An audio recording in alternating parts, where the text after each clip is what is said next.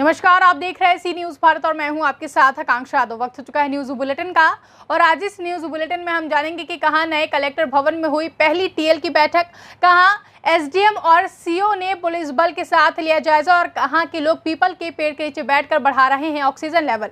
ये सब जानेंगे विस्तार से, तो चलिए निगाह डालते इस वक्त की खास खबरों पर।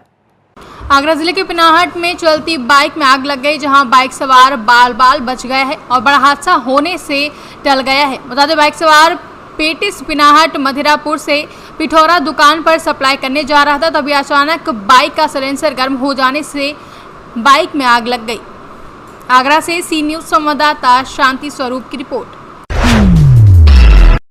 अमरोहा जनपद के नौगांव सादा थाना क्षेत्र के गांव पंजूसराय और सैदपुर इम्मा में बड़े पैमाने पर अवैध खनन होता है। यह अवैध खनन माफिया अवैध रेत को बेचने के लिए अमरोहा शहर तक आते हैं, जिसकी मंडी लकड़ा चुंगी पर लगाई जाती है। इस पूरे मामले की खबर सी न्यूज भारत ने प्रमुखता से दिखाई थी। इसके बाद आज नए जिलाधिकारी ने इस मामले को संज्ञान में लिया और खनन अधिकारी अशोक कुमार को इस पर कार्रवाई के निर्देश दिए हैं।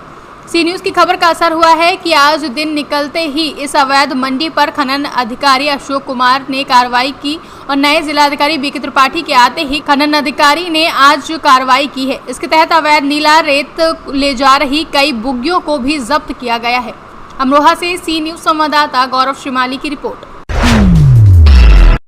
बाराबंकी के सोहिलपुर गांव में ग्रामीणों ने ऑक्सीजन लेवल बढ़ाने का अनोखा और अजीब तरीका अपनाया है, या यूं कहें कि ऑक्सीजन के मामले में यह गांव आत्मनिर्भर बन गया है। ग्रामीणों ने ऑक्सीजन लेवल बढ़ाने के लिए पुराने पीपल के पेड़ का सहारा लिया है, जहां कोरोना महामारी के दौरान ग्रामीण इस पेड़ के नीचे बैठकर अपने ऑक्सीजन लेवल बढ़ाने का काम कर रहे हैं। इस पेड़ के नीचे लगभग पूरा गांव इकट्ठा होकर अपना खाली समय व्यतीत करते हैं।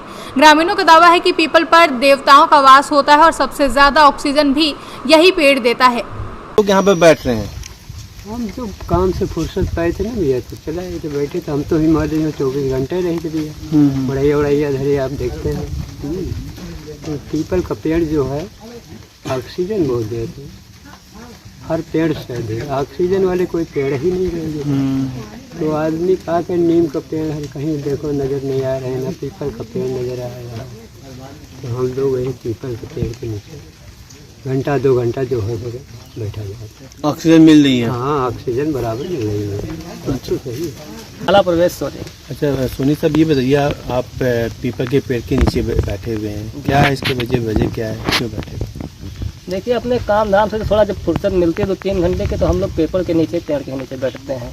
इसका एक सबसे बढ़िया रीज़न ये है कि आज से नहीं, आदिकाल से हमारे वैज्ञानिक ऋषि मुनि जितने हैं ये पीपल के फायदे बता कर, इसमें अधिकतर बताया गया है कि देवी देवताओं का वास है। अच्छा, देवी देवताओं का वास होने के कारण हिंदू धर्म में सत्य है कि इस पेड़ों को नहीं काटना चाहिए।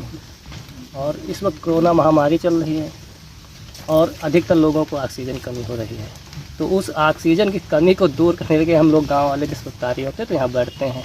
और ये बात तो सत्य है कि पीपल के पेड़ में ऑक्सीजन सबसे अधिक होती है। तो अच्छा, इसलिए हम यहाँ पर बैठते हैं। बहुत से ऐसे बुजुर्ग होंगे जो आपके गांव में हैं, वो भी आके यहीं बैठते हैं? जी बैठते हैं, दुकान में बैठते हैं। आज थोड़ा बारिश का माहौल इसलिए नहीं है, काफ़ी लोग बैठते हैं।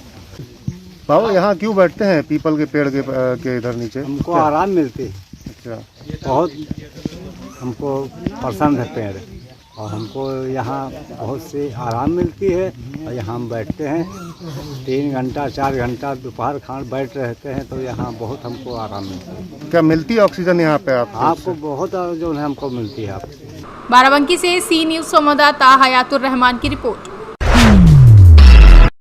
औराई की बेटी कर रही है भदोही का नाम रोशन, जहां अंतर्राष्ट्रीय चौराहे के नाम से विख्यात औराई चौराहे से महज कुछ ही दूरी पर स्थित मानव एकेडमी ऑफ मार्शल आर्ट्स जेठूपुर, जिसके संचालक आदर्श शुक्ला हैं, जिसके मार्गदर्शन में खमरिया क्षेत्र की पिपरतारा गांव निवासी हिमांशी पुत्री सुनील कुमार भदोही की तरफ से पहली खिलाड़ी बनी है, जिसे फर्स्ट ब्लैक बेल्ट का भदोही का प्रस्थान प्राप्त हुआ है। आइए हम मिलवाते हैं आपको भदोही जनपद के खमहरिया क्षेत्र से एक ऐसी मेधावी छात्रा जो कराटे में भदोही जनपद का नाम रोशन की है। आपका क्या नाम है? मेरा नाम हिमांशी है। हिमांशी, पिताजी का क्या नाम है? मिस्टर सुनील कुमार। जी, आप खमहरिया औराई थाने के अंतर्गत हैं? Yes sir. कालीन नगरी से भी संबंधित हैं? Yes sir. आपको कैसा लग रहा है जब आप पहली बार कराटे के लिए खेलने के लिए एकेडमी ज्वाइन की? सर जब हमने पहली बार ज्वाइन किया तो मुझे बहुत अच्छा लगा। आप हैं मानव एकेडमी के कोच आदर्श शुक्ला जी। आपके नेतृत्व में जहां बच्चे भदोही का नाम रोशन कर रहे हैं, कई स्वर्ण पदक, कई कांस्य, कई रजत पदक जीत कर आए हुए हैं, और आपकी एक छात्रा है जो एकेडमी में पढ़ रही है, सीख रही है, कर्तव्य सीख रही है, आज उसे ब्लैक बेल्ट मिला है, क्या कुछ कहना चाहेंगे? एक बहुत लंबा सफ़र रहा है। इसके लिए हम 8 साल से कराटे ट्रेनिंग दे रहे हैं जी। बहुत सारी लड़कियां, बहुत सारे लड़के हमारे यहाँ ट्रेनिंग करने के लिए जी। आए और इस बुलंदी तक नहीं पहुंच पाए। और ये भी खुशी है कि भदोही की पहली कोई लड़की जो कराटे में ब्लैक बेल्ट हुई है। भदोही से सी न्यूज़ संवाददाता जावेद अली की रिपोर्ट। खरगोन नवीन कलेक्टर भवन सभागार में कलेक्टर अनुग्रहा पी की अध्यक्षता में पहली बार समयावधि पत्रों की समीक्षा बैठक आयोजित हुई, जहां बैठक में प्रारंभ में कलेक्टर अनुग्रहा ने कोरोना संक्रमण की दूसरी लहर में स्वास्थ्य विभाग के डॉक्टर्स और राजस्व अधिकारियों के योगदान के लिए धन्यवाद दिया और मौजूद अधिकारियों द्वारा तालियों से अभिवादन भी किया गया। इसके बाद कलेक्टर ने कहा कि अब फिर से अपने अपने विभागीय दायित्वों के साथ रूटीन कार्यों की ओर लौटना है और कार्यों को प्रगति प्रदान करनी है। साथ ही समस्त विभागों से कहा कि कोरोना संक्रमण के दौरान कई विभागों ने अपने स्तर पर तैयारियां की हैं। सभी विभाग ऐसे समय का डॉक्यूमेंट्स तैयार रखें ताकि आने वाले समय में ज़रूरत पड़े इसमें जारी किए गए आदेश और ड्यूटी लगाए गए अमले के आदेश आदि को भी शामिल करने के निर्देश दिए गए हैं। खरगोन से सी न्यूज़ संवाददाता प्रकाश प्रजापति की रिपोर्ट। महाराजगंज जिले के कोल्होई थाना क्षेत्र के विवादित गांव गुड़चीहा में हुए दो पक्षों के बीच खूनी संघर्ष को लेकर उप जिलाधिकारी फरिंदा अभय कुमार गुप्ता और सीओ सुनील कुमार दुबे ने भारी पुलिस बल के साथ गांव का दौरा तथा मिलने जुलने वालों से निश्चिंत होकर अपना काम करने और विवादों से दूर रहने की अपील की है। मथुरा जिले के थाना राय क्षेत्र के गांव सरदारगढ़ के समीप एक कार एक्सीडेंट में एक व्यक्ति की मौत के बाद गुस्साए ग्रामीणों ने राया नौझील मार्ग पर मृतक के शव को रोड पर रख जाम कर दिया है। लगभग 2 घंटे तक लगे रहे जाम के कारण रोड पर वाहनों की लंबी कतार लग गई। सूचना मिलने पर मौके पर पुलिस पहुंच गई और ग्रामीणों को समझा बुझाकर जाम खुलवाया। दरअसल कल शाम राया नौझील मार्ग पर बाइक सवार दंपत्ति को XUV कार ने रौंद दिया, जिसमें पति की मौके पर ही मौत हो गई और पत्नी गंभीर रूप से घायल हो गई है। क्या घटना हुई है, क्या मामला? ये एक्सीडेंट हुआ था ऐसा कोई तकरीबन 5-6 बजे के बीच में। मेरे पिताजी और मेरी मम्मी दोनों आ रहे थे राय की तरफ से, तो यहीं पे एक्सीडेंट हुआ। मुझे पता चला, मैं आया यहाँ पे। आने के बाद मैंने देखा कि पापा पड़े थे, मम्मी अलग पड़ी थी और गाड़ी खड़ी थी। गाड़ी बिल्कुल हमारी भी टूटी हुई थी बाइक, और वो गाड़ी की कंडीशन बहुत ज़्यादा ख़राब थी। गाड़ी थी जेलो XUV जेलो महिंद्रा की, और उसमें एक दारू की बोतल मिली। और हम पापा को लेके यहाँ से गए, फिर गाड़ी को पुलिस ले गई। तो वहाँ से डॉक्टरों ने नियति में लेके गए, वहाँ मना कर दिया कि कुछ नहीं है। थाने लेके पहुँचे हम, थाने में हमारी कोई सुनवाई नहीं हुई और किसी ने बात नहीं करी। फिर हम यहाँ पे लेके आए, यहाँ पे जाम लगाया और हमारे ऊपर उल्टा आरोप लगा रहे हैं कि पैसे और एक रिवॉल्वर पिस्टल वो एक ऐसे करके वो चोरी कर लिए। पिस्टल कैसी होगी? किसी की निजी पिस्टल है वो? हाँ, पिस्टल किसकी है?